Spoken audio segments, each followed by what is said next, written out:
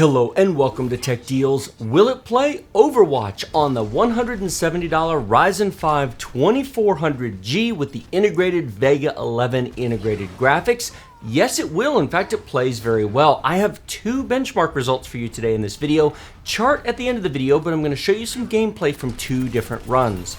The first is at high detail with 75% render resolution, and the second one is at 1080p high detail with 100% render resolution.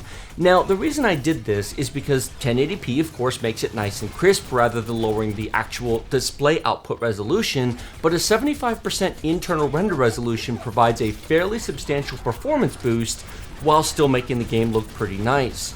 I also didn't want to go down to 720p because that's a really huge drop in overall graphic detail, and frankly I don't think it's necessary. It depends upon what you consider to be an optimal frame rate for this sort of game, but I'd like to point out that if you're playing online, Overwatch has a 63 Hz server tick rate, meaning the server actually updates the weapon position, collision detection, enemy position, movement, etc. 63 times per second. Even if your client is running at 150 frames per second, the server is not. And so basically it's just repeating the same locations of everything multiple times until the server actually updates you. It is true that pro players may want absolutely zero input lag. They may want to run at really high frame rates to have very, very smooth performance on their end with a really good internet connection. But let's be honest, if you're a super pro player that cares about such things, are you really playing on integrated graphics? I certainly hope not. You have dedicated graphics, you have a higher end system, so none of that really applies to you. This is more for casual play, and the reality is at 75% render resolution, take a look at our real-time performance. We're at 60 to 70, sometimes 80 frames per second. This is very smooth, very fluid, and very nice. And it looks really pretty. Now in just a second, we're going to switch over to the 100% render resolution. Tell me if you can tell the difference. Now, part of it is YouTube compresses these videos, and so some of the difference is going to be taken out in YouTube. There's nothing I can do about that because I can't tell YouTube, please make this section of video really detailed. YouTube doesn't work that way, so unfortunately it's not an option. For any of you who have heard of Floatplane, Linus Tech Tips is setting up basically a subscription-only website called Floatplane, which variety of creators are going to be on it. There's going to be live streaming, video uploads, early access, chat, streaming, a variety of things. And that's going to be an option. Not to worry, all the videos will still be on YouTube, but there'll be some early access there, and hopefully that's going to get started sometime in March. They're in early alpha at the moment. One of the things that is offered there that is not here is higher detail, higher bitrate videos. I'll actually be able to show the difference between 50, 65, 75, 85, and 100% render resolution on a video on Floatplane that I cannot do here because the fact of the matter is YouTube heavily compresses these videos, whereas they don't do so much there. So it really does make a difference. Just a bit of a heads up there that will at some point be an option, and I am looking forward to that. Let's talk about system resource usage. Now the CPU is just fine. The truth is 4 cores, 4 threads on the Ryzen 3 2200G would actually be enough. The benefit here is we have faster graphics, both higher clock speed and more shader cores. The Vega 11 has about 30% more shaders and they run faster, so it's a decent performance boost from a graphics point of view. And of course the extra 4 threads, it's an 8-thread processor, never hurts. RAM, let's talk about RAM. 8 gigabytes of RAM would be enough for this. Now, 16 is ideal, it makes everything super smooth, you can multitask, you can have programs running in the background, but you don't need it. In this particular case, because the integrated graphics uses system RAM, you need to add how much VRAM is being used to how much system RAM is being used. 5.2 gigs plus 1.3 gigs is still less than 8 gigs, but not by much.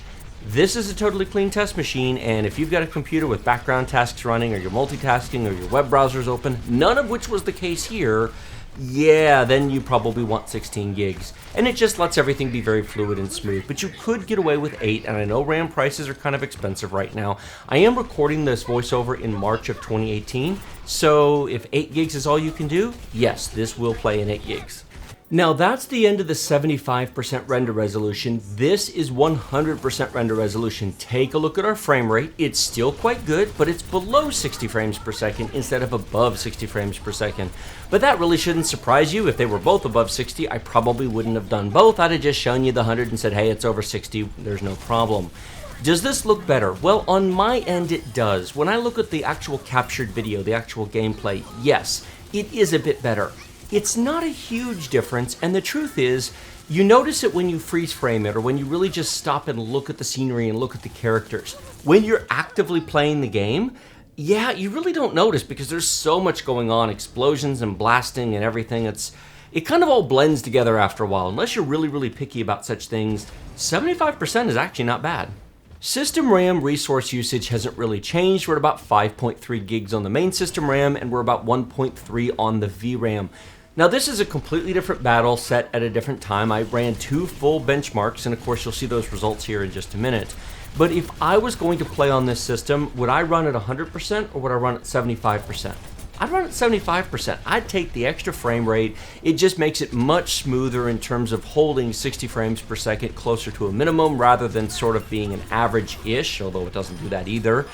And while you can notice it in freeze framing the game, you don't really notice it when it comes to playing the game. I mean, that's something that's very hard to tell you when you're watching a compressed YouTube video. I mentioned before, when I get the ability to upload these to Floatplane and you can see a less compressed version of them, the difference will stand out more. But if you have such hardware, or if you have Overwatch, give it a try. Set a game to 75% render resolution and then set a game to 100%. Try just playing a game and don't worry about the details so much and just see, does your brain notice it or does it all just blend into the background? I have now jumped the battle ahead just to another area of heavy combat.